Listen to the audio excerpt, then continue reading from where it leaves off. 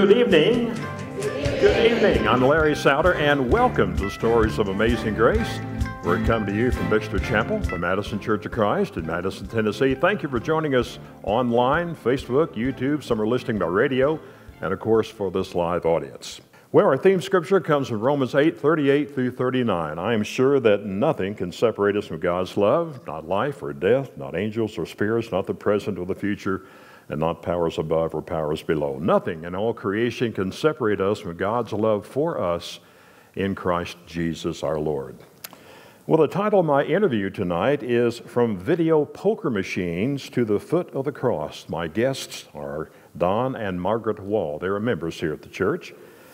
After hitting rock bottom and with thoughts of suicide, Don Wall entered prison several years ago, but was released a man changed by God. Actually, he was changed before he went to prison, but probably more so after he was released. Don and Margaret say the message we want to convey tonight is even though a person starts out wrong in life, it doesn't mean they have to end their life on the wrong path. It's never too late to turn one's life around when one allows God to enter their world. Our lives change when we make the right choices to follow God and obey His commands. Putting our absolute faith in God can be daunting, a scary task, not knowing what we will face on the other side of the door, but it is the faith walk that all Christians must take. And you'll hear their story right after this video that was produced in 1999. Federal agents and Metro Police raided a prominent Nashville vending company today, looking for evidence of money laundering and illegal gambling. Police and TBI agents have made infrequent raids of video poker locations, but the machines and the payoffs remain widespread.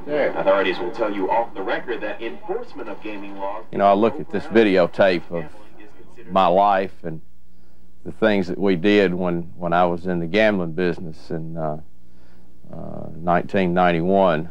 Actually, I was in the gambling business, I guess, all my life. Don't know how that I ever lived like that, and it just got completely out of control, and I was out of control, and it consumes you. But after the raid, I came to realize that I'm not going to have this money that I had before. What am I going to do? And started drinking heavily, and once you start drinking heavily, then your outlook on life kind of goes downhill even faster until the point you hit just literally rock bottom. When I look back at the life that Don lived with the beginning of our married life and the way we were together, I think about how he was never there. I was always trying to maintain a level of calmness and try to hold the family together. But while he was out late at nights, sometimes 3 and 4 in the morning, it's very hard because the worry of what might happen to him or what he was getting into was just about more than I could handle. But I didn't give up. The turning point was October the 28th of 1992, and I was sitting in the park over here in my car with my 9mm in hand, thinking about blowing my brains out. I had gotten so far down that I thought that was the only way out, and I guess a little voice must have told me don't do it, because I didn't. And I came home. And that evening, I just leaned against my car, and he was sitting there with a beer in his hand and a cigarette. And I said, you know, Don, I said, you've tried everything in your life but the Lord. And I said, why don't you give Him a try? And at that point in time, my wife, I guess, preached the best sermon that I've heard since I've been a Christian to me. And we went to the church, and I was baptized that same night. My wife and I were probably the first to see Don outside of Margaret when he came out of the watery grave. And from that moment on, we saw a change. The old Don Wall died in that water, And he's been a new person ever since. No more drinking, no more cursing, no more dirty jokes. Don's been Jesus to a lot of people from that day on. He's pretty much given himself to the church and has really worked hard to bring people in. I know he's brought me into the church. I wouldn't be in church if it wasn't for Don. Outside of my immediate family, Don and Margaret are about the most important people in my life. Please welcome Don and Margaret Wall. Come on up.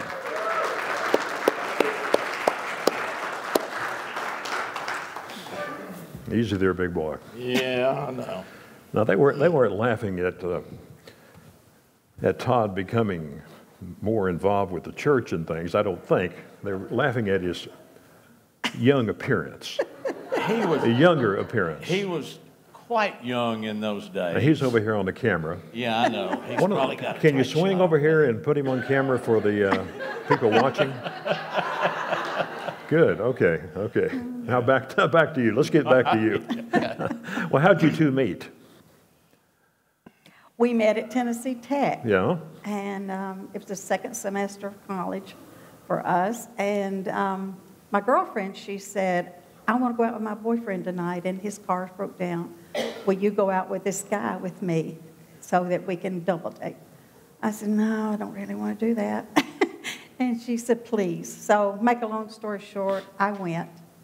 And that's how we met on a blind date. And I keep telling everybody I'm still blind.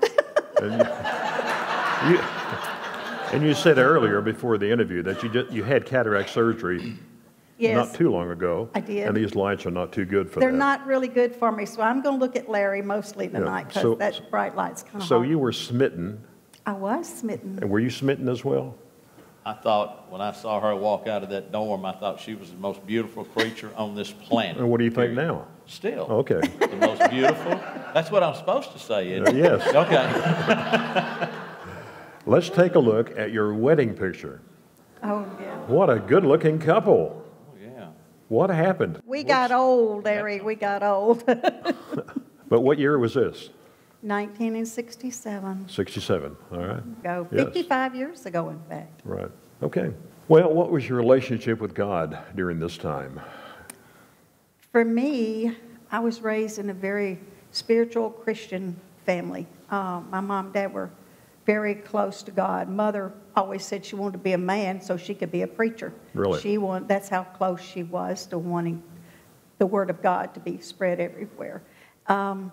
But when I went to college, I kind of fell away for a while, but I soon came back. So. And Don? Well, I grew up Catholic. Extended family was Catholic. Uh-huh. And then we moved from there to the First Church of the Nazarene over on Woodland Street. And then we moved to the Bordeaux Methodist Church. And I kind of think the move to the Bordeaux Methodist Church was more political for my father than anything else. And when I got out of high school, I didn't go back. To church? To church. Uh-huh. When I got free, or I was in college, and of course later on when I went to service, I would go to the Church of Christ with Margaret if we could find one. You know, there wasn't one in California to go to.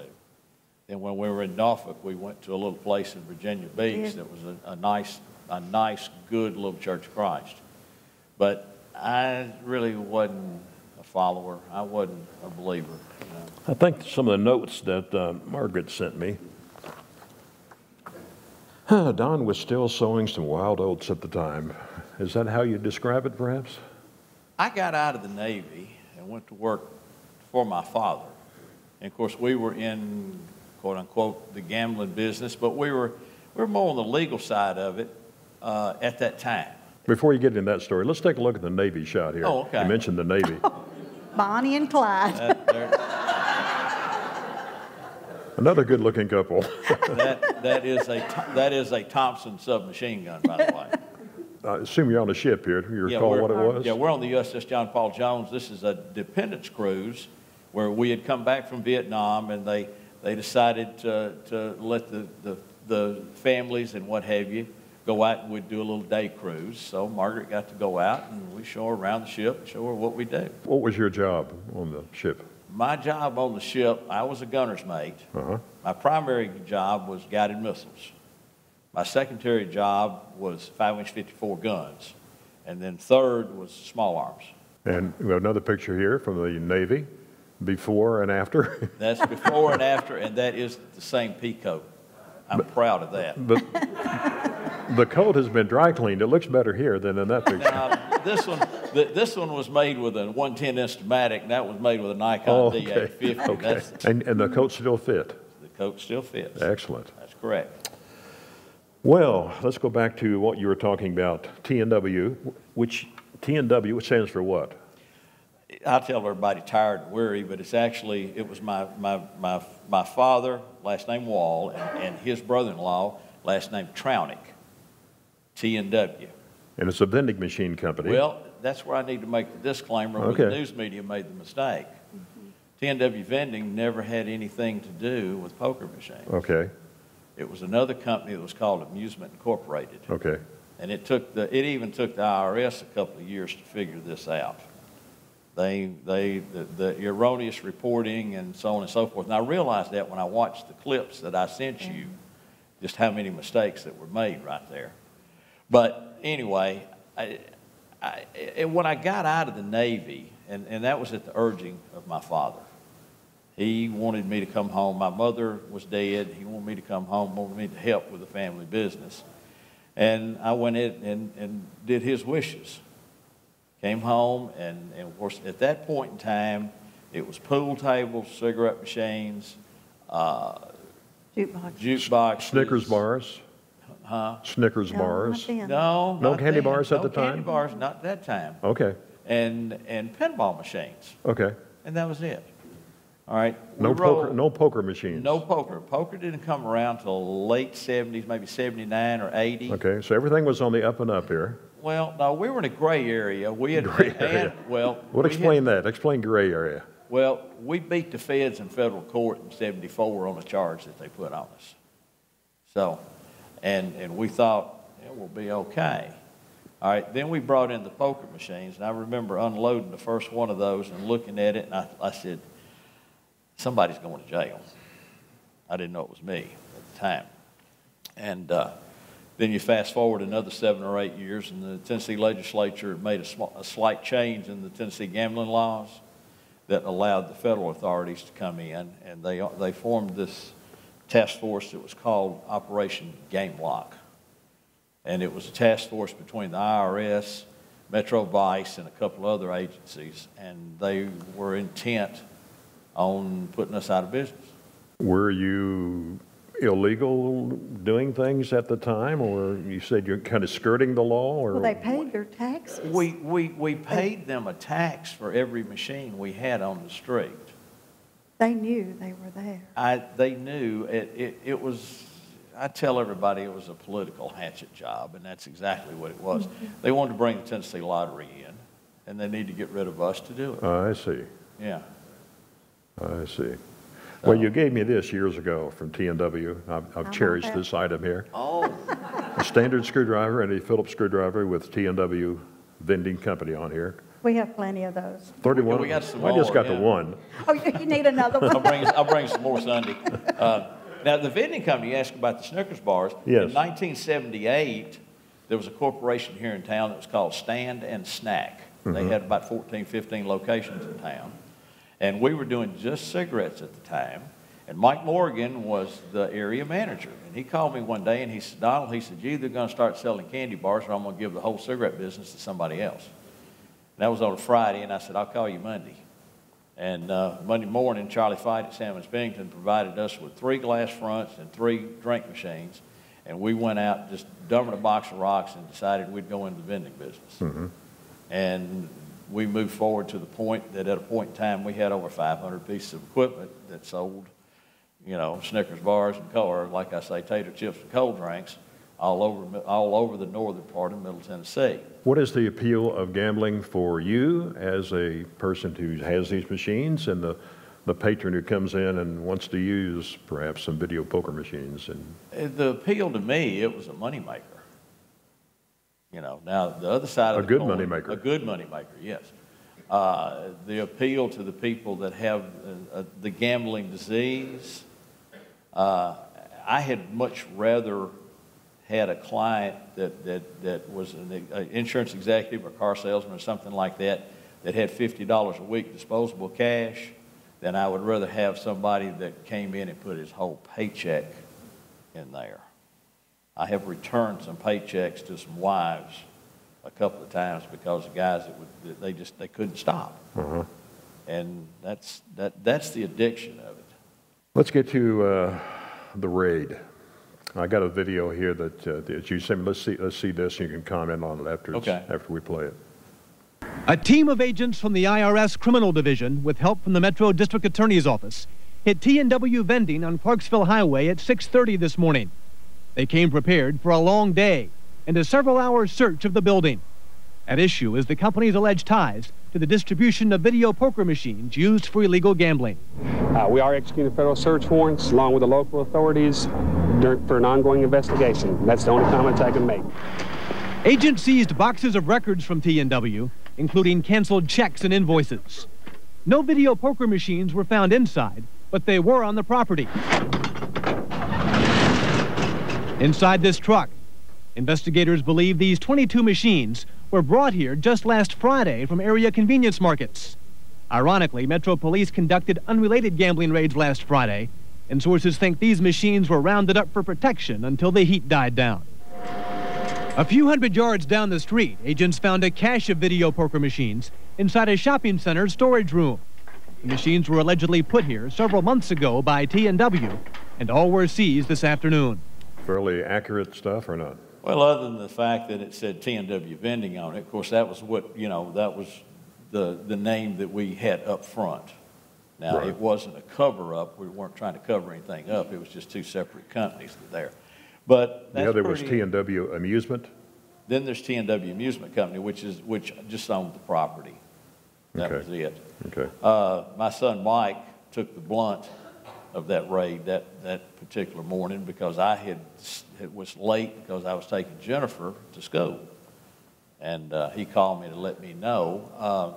I think Todd was there that morning. Yeah, he's listening. He's going, yeah, Todd was there. So, they kind of got to see what these guys did. Of course, they came in, took all of our records, then went to the bank and took all of our money.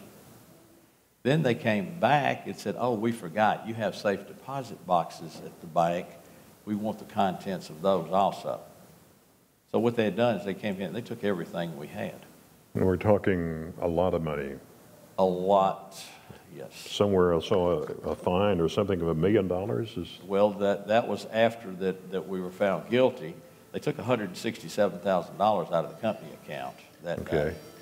After being found guilty, I paid $1 million fine, plus I had to pay the federal government for cost of incarceration to the tune of about $25,000 for the 10 months that I was up in there. Well, actually a year. I paid while I was in the halfway house too. Wow. So a lot of money went out the door, if you understand what I'm saying. That can be stressful to say the least. In your notes that you gave me, Margaret, you mentioned that there was an announcement made at a ball game or something? Yes. Through the years and knowing Don was in the business he was in, I was always very worried, very concerned, and very scared because I did not know at what point this would come to fruition. I knew this day would come, but I didn't know when. And we were at a football game at the children's school one night, and Don got a phone call, and he said, I've got to go. And I knew that the police were raiding a location, or I didn't know if they were going to the office. He didn't give me any details. He said, I've got to go. So he leaves. He leaves to try and protect the family from embarrassment because he knew that if it got out, which it did, that it would cause a lot of conflict and hurt and pain. And I didn't want our children to go through that. But it did. It happened. You got pretty despondent during this time, and we reenacted a suicide attempt. Yes. Tell me about that. I had gotten drunk like I did most days, you know, and just, you know, sometimes you get to be a crying drunk, I guess. And I decided the best way to get out of this was just blow my brains out. And like I said in the video, the little voice said no. And I came home. I know Russ is sitting back there someplace. I still have to tell him, I still got the best sermon right here that I hear on Sunday, you know. And came here, was baptized by Steve Flatt in the baptistry over there, and everything changed. You found Don under the porch or something? Under the deck. I had been out to lunch with my sister-in-law, Shirley. My brother Dan was in a seminar or something, so we went to lunch together. And she and I sat and talked that day about the situation we were in and about what could possibly happen. And she helped me a lot that day. Well, I go home, and there sits Don, and he's all leaned over, and here sits a six-pack of beer, and he's sitting there smoking, and I had the courage to talk to him because I knew he was very depressed. And I said, that's when I told him, I said, you have tried everything but the Lord. And I said, why don't you give him a chance? And he said, well, what time's church start? I looked at my watch, and I said, 7 o'clock, and it was 5 minutes till. He said, let's go. So I got the shock of my life when we went, and he was baptized that night. And so I told Jerry Sherrill the next morning, I called him, I said, Jerry, you've got to give Don a job at church or he'll never stay. And he did. He gave him a job. So that's what happened. But the turnaround was so quick, it seems like. Was that something that you had been thinking about for weeks or months? That sounds quick turnaround. Miraculous almost. Yeah, quick turnaround. Now, you know, Jerry, you know, he gives me a job here, takes a convicted felon and puts him in the money counting room. Okay? I think the church was short for several months during that time. Yeah, anyway. Even after getting baptized, I mean, you don't make no sudden changes. Yes. Things take a while. You know, you have to. But your decision to be baptized was that night. That night. That was a period of steps later. Yeah, that was instantaneous. That night, that decision to be baptized. To be truthfully honest, Don has a wonderful, kind, loving heart. And I think it'd been weighing heavy on his mind. And I was just that little nudge that God used to convince him that let's try him for a while. Tell me about the stress this has put on your family, stress. Especially Margaret. Mm-hmm. Yeah.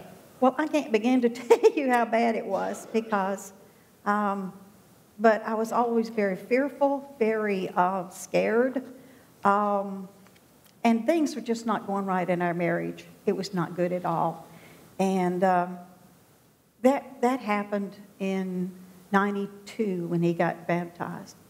But even between 92 and 97, when he did go to prison, 1997, things were just not good at all. And I had a very difficult time even functioning sometimes. I still had children that I had to, well, let's just say this. I kept a strong persona. I kept my strength up, and I made sure that I stayed strong. Because I knew if I stayed strong, they would, or try to.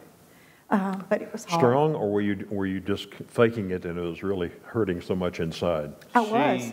She already had plans to divorce me as soon as Jennifer graduated from high school. Really? I did. I was going to divorce him. I couldn't. It was just too much. Really? Just too much. I couldn't handle it. And he came home one day and he figured it out. I don't know how he figured it out, but he came home one day and he said, what's going on? And he wanted to know, and I told him. And he said, what can we do to stop this? I said, well, there's got to be a lot of change, a whole lot of change. A lot of change. A lot of change. Mm-hmm. And he said, okay, I'll change. We'll do what's necessary. And so for about a month, I was so angry and so depressed myself and had resentment. And it just ate away at me. And so about a month, I gave him a month. One day he came to me, he said, how much longer are you going to keep me waiting in suspense? And I said, well, you're on my time frame right now, buddy. So, but anyway, we worked it out, and thank God we did, because our life is beautiful. So I have to ask this. Did you go to prison and take the rap for your father? Or were you I thought you were going to ask me part of this? Well, I was part of it, but my stress level was created because I did everything I could to make sure he did not go to jail. So, and at his age and where he was in life at that point in time, he'd never made it. And I just did what I had to do to make sure that he didn't go. He's no longer living. No.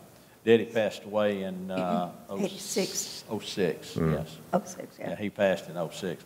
And at the time, let's see, he was 80s. He was late 70s. Yeah, it was 70s. Yeah, and there's just no way. We can't let a 70-year-old man or 75-year-old man go to jail and, and put up with the things that I had to put up with, while I was there. It just wasn't going to work. Well, let's talk about prison. Okay. You got the notice that you got to serve time. This is in Kentucky, is that right? This is in Kentucky at FCI at Manchester, Kentucky. I was in what they called the camp side. The where the big boys were was a lot of razor wire and everything else, and we kind of looked like a college campus over here. But you didn't run off. If you did, they sent the dogs and the sort team and whatever to come and get you. So, but I went in, ran into a friend going in the door, which was not a CO. He was an inmate. But and then there were 2 or 3 more of them in there too. Wow. Yeah, and when I went in, I kind of decided that I ain't gonna make no new friends in here. Didn't want to. Didn't want anybody to know anything about me or anything else. You kept to yourself? I kept to myself as much as I could. Had a picture of a young lady that used to go to church here that hung on my bulletin board that this was my wife. So if anybody came in and looked at my pictures, they didn't see a picture of her, they saw a picture of somebody else. So we tried to keep as much as we could, under wraps. And my personality changed somewhat, or a whole lot. Tell me. Margaret can. Well, we went to visit him every weekend. I would go every Saturday. Mike and Melinda would take us. Todd and Melinda would take us. Mike and Melinda would take us. We had some friends that would take me. Everybody stepped up that year to help me. And you had several people that went, backing up a little bit, when you first went to prison, 11 of your friends went with you, including people, Todd. Including Todd, Bill Hunter. Yeah. Bill sent me a text. He's in Florida. He chickened out on us tonight. He said he was wishing us luck tonight. I have, on Sunday mornings, I'll tell the praise team, I said, that guy over there took me to jail. And they go, huh? He did. But these are people who were true friends. You found out who your true friends were. Yeah. Our children, and yes, took us. And not saying the true friends were necessarily not there, didn't go in that 11, but. You get sentenced to prison and you find out who your friends are real quick. Okay. When we walked in the building to turn him over to them, there were so many of us there that the guards were like, what are we going to do? What are we going to do? They were kind of like, they didn't understand why so many people would bring a person to jail. I see. And it was shocking to them. And even through his whole tenure there, if I missed 2 Saturdays not seeing him through that year. And those guards came to him and said, where's your wife today? Is she okay? And but the hardest part of that was taking him there that day. And it all started going up there because I was wanting to cling to him and love on him. And he was dealing with it different from me, which is natural. A man dealing with something, a woman dealing with something.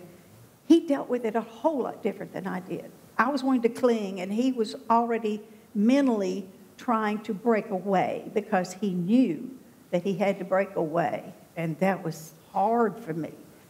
But when we got there, I did okay as long as we were all in the cars together. But we get there, and they wouldn't let him. We had a Bible we gave him to take. Jennifer, our daughter, bless her sweetheart, she had fixed this album of all the family members' pictures. And it was about this thick for him to look at the whole time he was there. They wouldn't let him have that. They wouldn't let him have his wedding ring. They wouldn't let him have his Bible. The only thing he could take in were his eyeglasses, you know. And that just crushed me.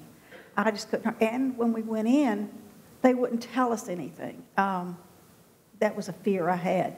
I didn't know if I could talk to him, call him. I didn't know what I could do. And they wouldn't tell us a thing. So we leave. Of course, I'm screaming in the back seat. That was just, I had a major meltdown. Major. I had remained strong for our family, but I had a major meltdown. And so you withdrew and what, stayed on the couch or something for a long period of time? Yes, that was when I got home, yes.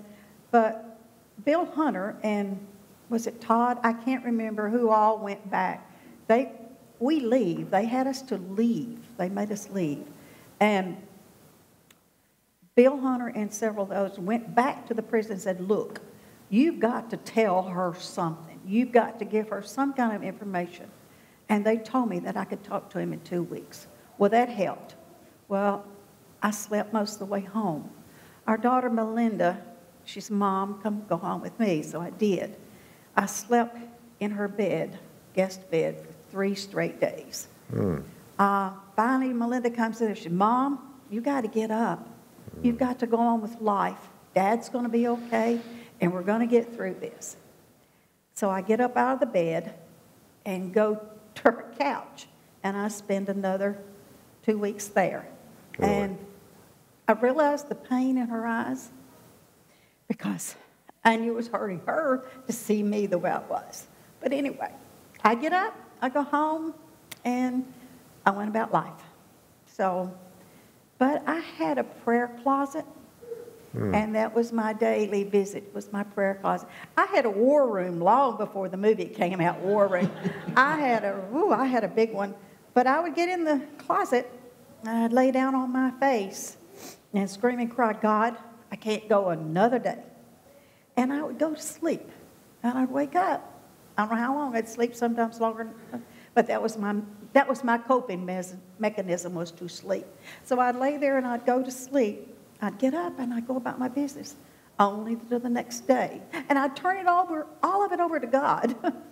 That didn't last. I took it back in my heart again the next day. So, but that's how I spent my year while he was incarcerated. And I helped with the grandchildren and tried to stay busy, did some volunteer work, and that's how I kept my year. And of course, I had a lady here at church one Sunday. She said, how do you cope with this?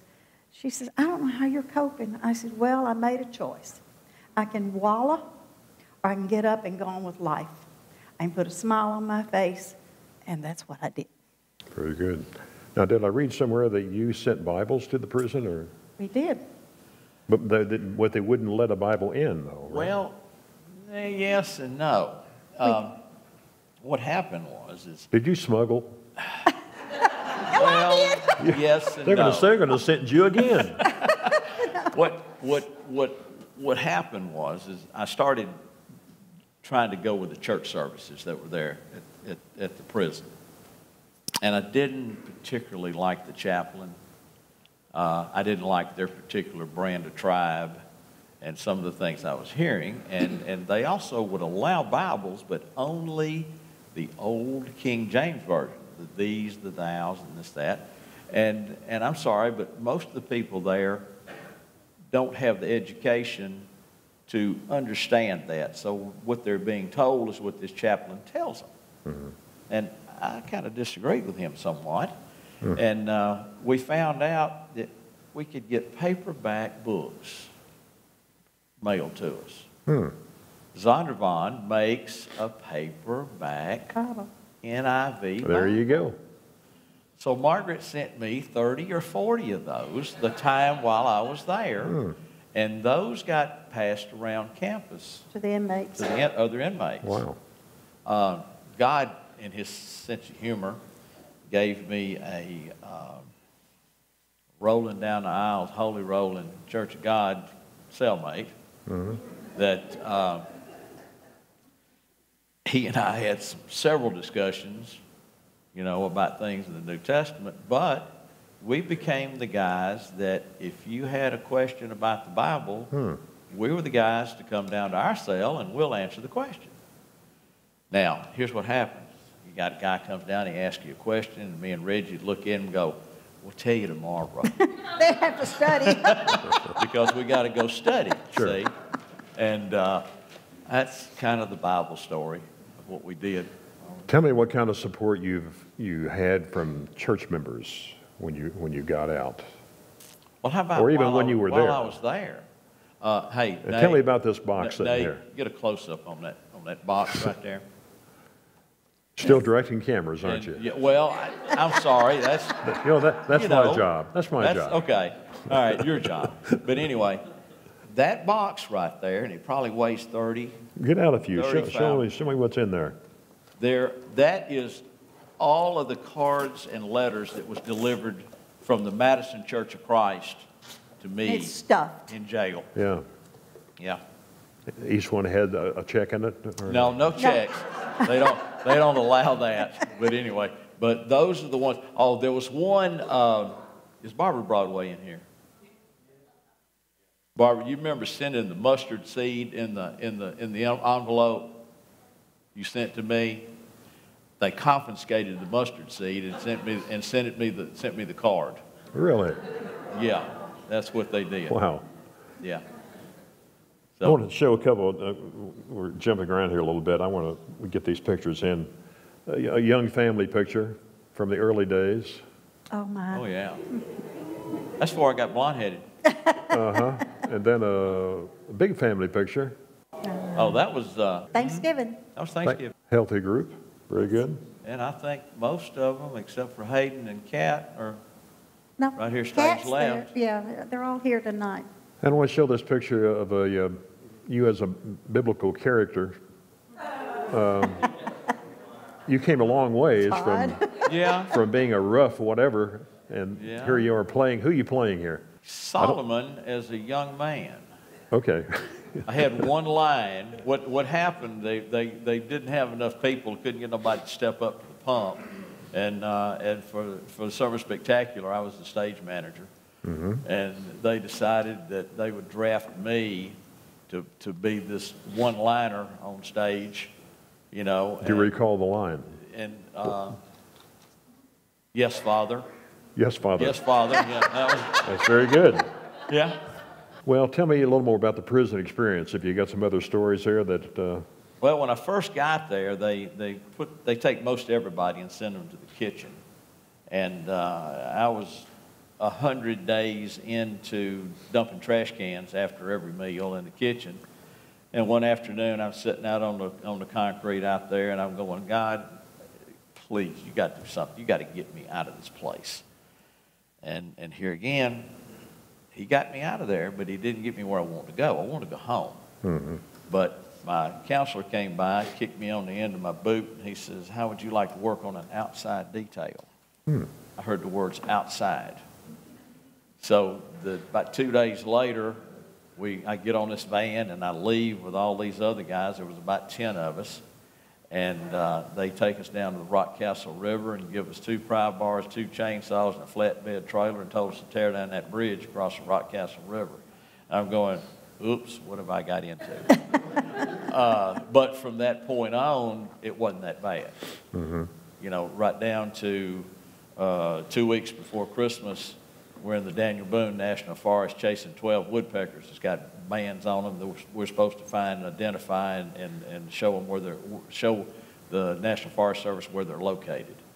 Never did find one of them woodpeckers, but we did find a bald eagle. Mm-hmm. And at that point in time, they shut the park down 1 mile in any direction from where that bird was located. So, and the day, the outside detail, there were no guards. We were with the National Forest Service, and that was it. So, it was... so you could have run. You could have run. Yeah, you can run, but they also pay everybody in Clay County, Kentucky, a bounty for anybody. I see. Okay? So, you know, you're not going to run very far. Right. You know, like the day after Christmas that me and Reggie are in the Chamber of Commerce in London, Kentucky, serving coffee to the people that brought their Christmas trees to be recycled.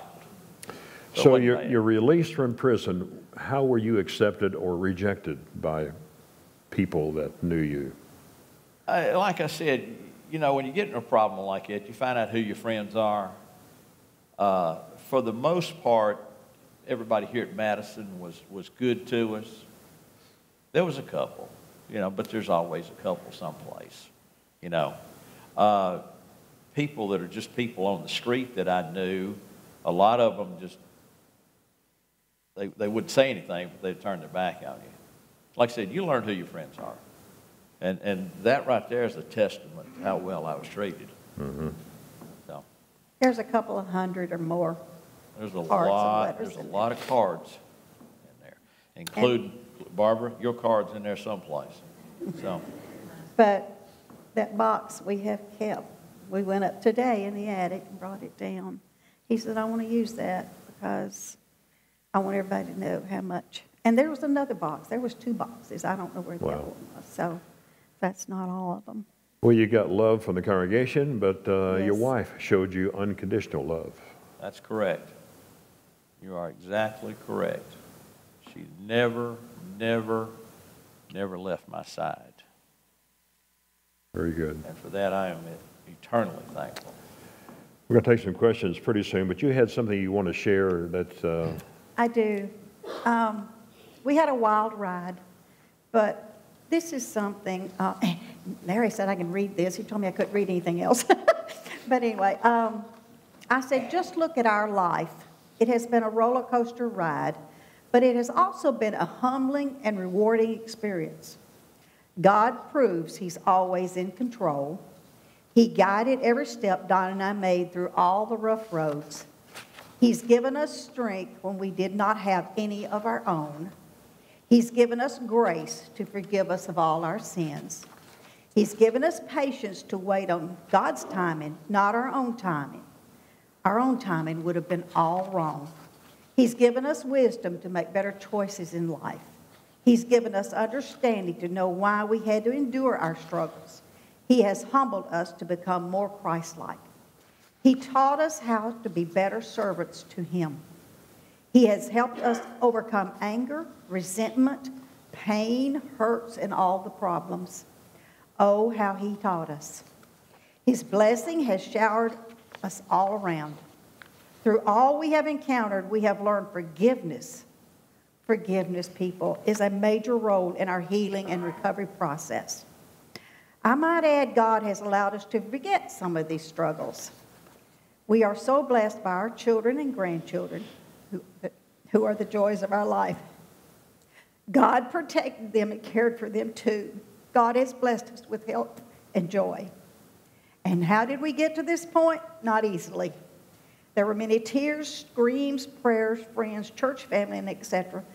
that played major roles in our healing process. All these emotions in life does not mean we're weak. It means we're human, and God was using us when we were going through our dark times to help us find light.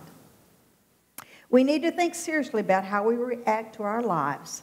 Sometimes what happens is not as important as how we deal or react to a problem.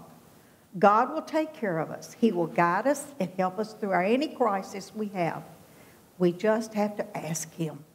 We need not to worry through problems, but pray about them. Faith over fear, my friends, faith over fear. Don and I relate to Paul's 4 letters he wrote to Philippi, Ephesus, Galatia, and Colossae. In all these letters, he teaches us how to deal with friendship, controlling our tongue, taming our temper, our marriages, leaving our sins behind us, praying for others, and learning how to have Christ in our lives. We learn how to become a new person, how to change. During all of Paul's prison experiences and living conditions, which were not desirable, he still cared for others. He thought of other souls to save. If we follow Paul's teachings, we will all live more fruitful and productive lives. God used Paul as a messenger to relate to us today. Now it is our turn to listen and obey. Through these experiences, we will be able to cope with any situation we come in contact with. We do not rely on our own wisdom. God's wisdom has brought us up from the dirty floor. He cleaned us up, straightened us up, and guided us. Reading the Bible, self-help, and devotional books are good therapy. Finding peace, hope, and encouragement in the Bible is our best therapy. There will always be struggles in everyone's lives and challenges we have to face. We pray to God each day for courage, strength, and wisdom to deal with each one. So love, live, and forgive. And what did Winston Churchill say? Don't ever give up. Don't ever give up. I just want to say before we close, I'm so proud of our children. They've matured, and it probably helped them a little bit maturing, because they realize things do happen to good people, and that's just part of life sometimes. But Mike and Melinda and Jennifer and all of our grandchildren, we're so proud. Don't forget your great-grandkids. Oh, my great-grandchildren, but they don't know. They can't hear me right now, but our great-grandchildren, yes, they're so precious. But anyway. So your story of amazing grace in summation would be? You know, life ain't fair. I mean, life wasn't fair to me. I created most of my issues. But sometimes life is not fair just because it's life.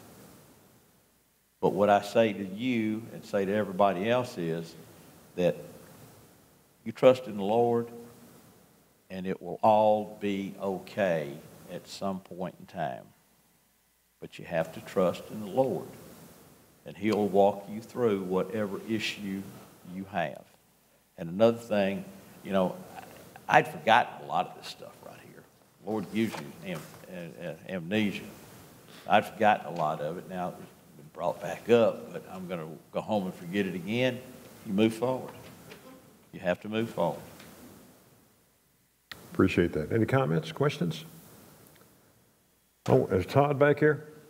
I wonder if you have any comment you might want to make concerning your friends. I'll put you on the spot.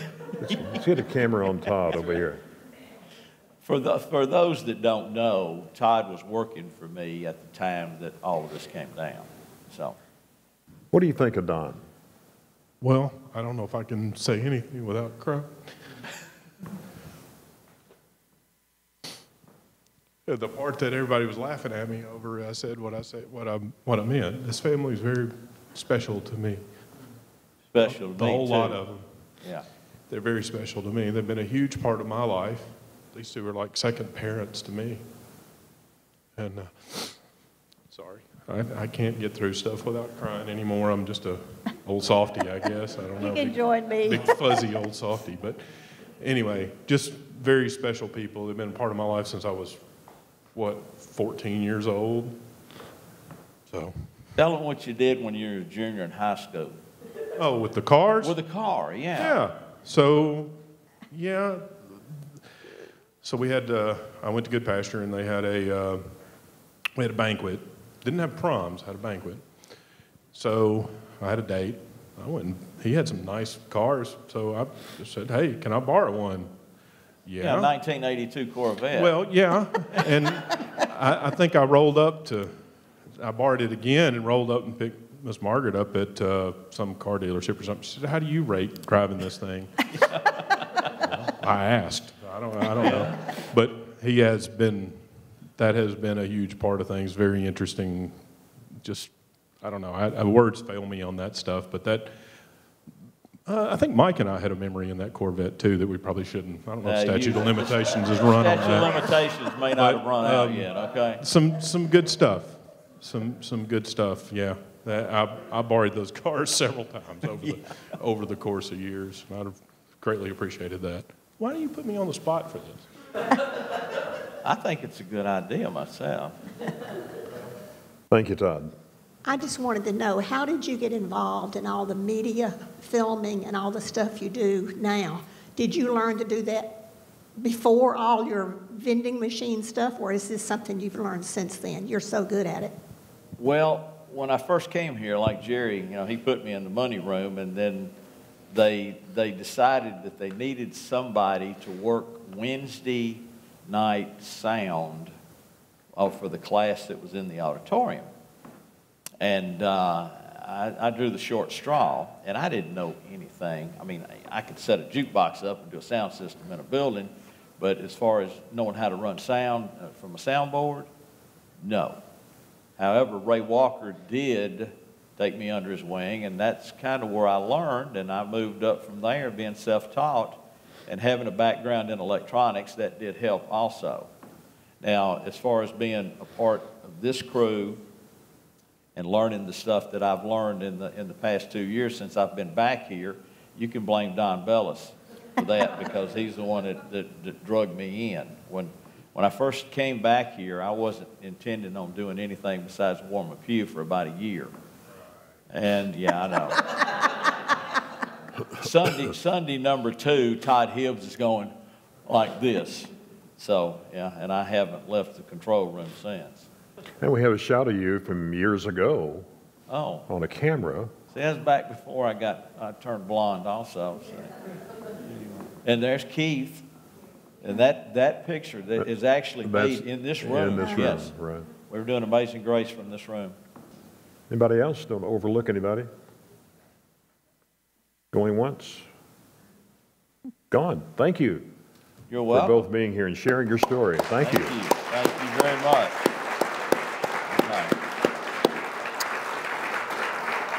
Well, I want to close with this statement and Bible verse by Margaret. During all the hardship, turmoil, and heartaches Donna and I endured, Margaret's favorite verse in the Bible became Isaiah 41:10. God says to fear not, for I am with you. Be not be dismayed, for I am your God. I will strengthen you. I will help you. I will uphold you with my righteous right hand. Thank you for sharing your story, and I encourage you to take time to share your story with someone this week. Thank you for joining us, and we'll see you next time on Stories of Amazing Grace. Thank you, Don.